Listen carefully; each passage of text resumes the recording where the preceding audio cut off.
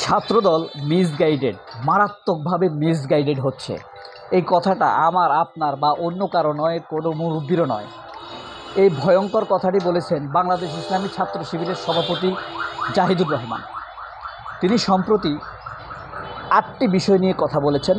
Phase the পিপলের Saifur সাগরের সাথে একটি সাক্ষাৎকারটা যদি আপনারা দেখেন, একটা সুন্দর সাক্ষাৎকার কীভাবে দিতে হয় তা এই সাক্ষাৎকারটি দেখলে বোঝা যাবে। সেখানে তিনি যে বিষয়গুলো নিয়ে কথা বলেছেন, যেমন ছাত্র শিবিরের সাথে ছাত্রদলের যে মত বিনিময় অনুষ্ঠান কথা ছিল, সেখানে ছাত্রদল আসেনি। তারা এখানে সামাজিকতায় পিছিয়ে গিয়েছে। তারা মারাত্মকভাবে মিসগাইডেড হচ্ছে। যারা তাদেরকে পরামর্শ দিচ্ছে তারা ভুল পরামর্শ দিচ্ছে। তারা সাধারণ ছাত্রদের কাছ থেকে সরে যাচ্ছে, নাম্বার 1। নাম্বার 2, তারা সব সময় দায় চাপানো রাজনীতি করে। কোনো দোষ, কোনো ফ্রড, কোনো পতিত হওয়া, কোনো হেরে যাওয়া, সেটা অন্যের উপরে চাপিয়ে দিতে পছন্দ করে। অথচ যে কোনো সংগঠনের উচিত হেরে যাওয়ার পর, কোনো দোষ ত্রুটি হওয়ার পর আত্ম অনুসন্ধান করা, পর্যালোচনা করা যে এই ব্যর্থতার কারণ কী। এটা তারা করছে না। এই পর্যালোচনা না থাকার কারণে তারা আরও অনেক পিছিয়ে যাচ্ছে।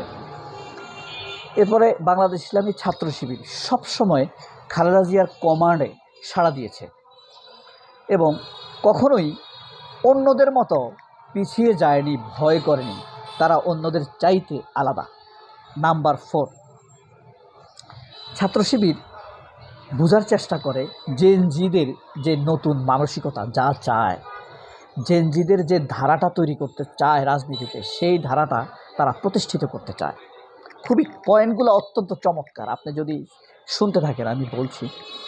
এবং আরেকটি যে গুরুত্বপূর্ণ বিষয়টি তিনি মাঝখানে এসে বলেছেন, গত 17 বছরে সবচাইতে নির্যাতিত ছাত্র সংগঠন হলো ছাত্র শিবির। যেমন ঢাকা ইউনিভার্সিটির হল থেকে ফেলে মেরে ফেলা, আবরারের মতো পিটিয়ে মেরে ফেলা, পা কেটে ফেলা, চোখ উপড়ে ফেলা, এরকম এমন কোনো নির্যাতন নেই যে ছাত্র শিবির ভোগ করেনি। ছাত্র শিবিরকে অপশন দেয়া হতো, তোমাকে গুলি করে মারবো নাকি ছাদ থেকে ফেলে মারবো। এত ভয়ঙ্কর পরিস্থিতি। তারপরে গুপ্ত রাজনীতি নিয়ে তাদের যে বিরুদ্ধে যে কথা উঠছে, গুপ্ত রাজনীতি জিনিসটি বারবার প্রমাণিত। কোনো টেলিভিশন চ্যানেল, কোনো পত্রিকা এখন পর্যন্ত কোনো নিউজ তৈরি করতে পারে, কোনো রিপোর্ট করেনি গুপ্ত রাজনীতি নিয়ে, কোনো অনুসন্ধানী রিপোর্ট চালাতে পারেনি। অথচ শুধুমাত্র মৌখিকভাবে একের পর এক প্রশ্ন করেই যাচ্ছে, বারবার উত্তর দেওয়া হচ্ছে, বারবার প্রশ্ন করেই যাচ্ছে। আদারিং করার মাধ্যমে আবারও তাদেরকে নির্যাতনের আরেকটি পথ তৈরি করা হচ্ছে। এটা মিডিয়ার একটি জুলুম হিসেবে তিনি সাব্যস্ত করেছেন। আওয়ামী লীগ যেভাবে চেতনা কার্ড ব্যবহার করে বাংলাদেশ ইসলামী ছাত্র শিবিরের উপরে নির্যাতন নিপীড়ন চালিয়েছে, এখন ঠিকই আবার গুপ্ত ফ্রেমিং, গুপ্ত কার্ড ব্যবহার করতে চায় বিএনপি এবং ফ্যাসিবাদের দোসরেরা। এরপরে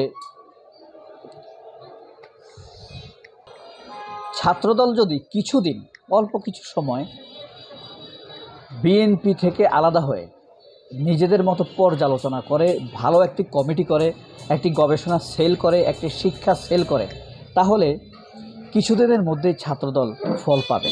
তবে এখন যে ছাত্রদল মিথ্যাচার করছে, এটার ফলাফল ছাত্রদল খুব শীঘ্রই পাবে এবং আরেকটি ব্যর্থতা তাদের জন্য অপেক্ষা করছে। এই রেফারেন্স দিতে গিয়ে জাহিদুর ইসলাম বলেন, রাজশাহী ইউনিভার্সিটিতে নির্বাচন 4 বার পেছানো হয়েছে, দরজা ভাঙা হয়েছে, অথচ এই সবগুলোই শিবিরের উপরে চাপানো হয়েছে। পরবর্তীতে সিসি ক্যামেরা রেকর্ডে দেখা যায় এই হামলাগুলো আসলে ছাত্রদল করেছে। এরপরে তিনি সাকিব আল হাসান নিয়ে কথা বলেছেন। সাকিব আল হাসান শেখ হাসিনার জন্মদিনে আপাকে শুভেচ্ছা জানিয়েছে। এটার জন্য আসিফ মাহমুদ আবার পাল্টা ফেসবুকে স্ট্যাটাস দিয়েছে এবং তিনি বলেছেন সাকিব আল হাসানের কাছে রক্তের কোনো মূল্য নেই। 2000 মানুষের জীবন, 40,000 মানুষের আহত, নিহত, চোখ হারানো, তাদের অনুভূতির কোনো মূল্য নেই। এই পরিবেশ তিনি তার লোভ, তার টাকাই বুঝেছেন। এতে বোঝা যায় সাকিব আল হাসান আসলে এদেশের মানুষের জন্য অনুভূতি রাখেননি, তারা বদলায়নি, তাদের মনের ভিতরে সহানুভূতির অনুভূতি তৈরি হয়নি। এবং বলা হচ্ছে ছাত্র শিবির যে নির্যাতিত নিপীড়িত হচ্ছে, তারা যে প্রতিটা মুহূর্তে নির্যাতনের শিকার হচ্ছে, প্রতিটি জিনিসই তারা বিপুল ধৈর্যের সাথে চুপ আছে। কিন্তু তাদের যারা সহযোগী, তাদেরকে যারা সহযোগিতা করে বা তাদেরকে যারা ভালোবাসে শিবিরকে, তারা শিবির সভাপতি বলেন যে আমাদের শুভাকাঙ্ক্ষীরা আমাদের উপরে বিরক্ত হয় যে ছাত্রদলের ব্যাপারে আপনারা এত ধৈর্য ধরেন কেন।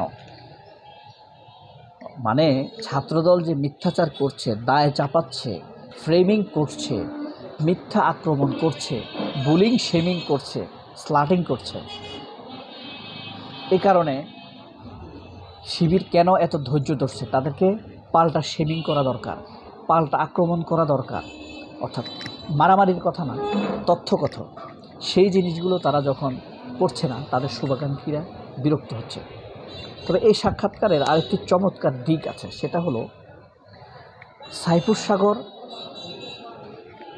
যে ভূমিকা রেখেছেন 24-এর আন্দোলনের ক্ষেত্রে, সেই অনেক দিন থেকে ফেস দ্য পিপলের মাধ্যমে নির্যাতিত নিপীড়িত মানুষকে, কণ্ঠস্বরগুলোকে তুলে আনা, যারা গুম হয়েছে তাদের পরিবারের কথা শোনা। এবং আপনারা আরও আশ্চর্য হবেন, এই যে বসুন্ধরার বিরুদ্ধে, বসুন্ধরার মালিক আনবির যে খুনি, এটা তো প্রমাণিত এখনও হয়নি, কিন্তু তার বিরুদ্ধে যে অভিযোগ একটা মেয়েকে হত্যা করার বিষয়ে, আমি নামটা ভুলে গেছি, সেটা কিন্তু প্রথমে সাইফুর সাগরই তার বোনকে টকশোতে আনার মাধ্যমে তিনি প্রমাণ করেছেন এবং নির্যাতিতদের পক্ষে তিনি দাঁড়িয়েছেন। পরে অনেকে অনেকভাবে এটা প্রচারণা চালিয়েছে, কিন্তু আশ্চর্য ব্যাপার অনলাইন মিডিয়া বা বাংলাদেশের টেলিভিশন চ্যানেলগুলো এটাকে নিয়ে কিন্তু নিউজ করে।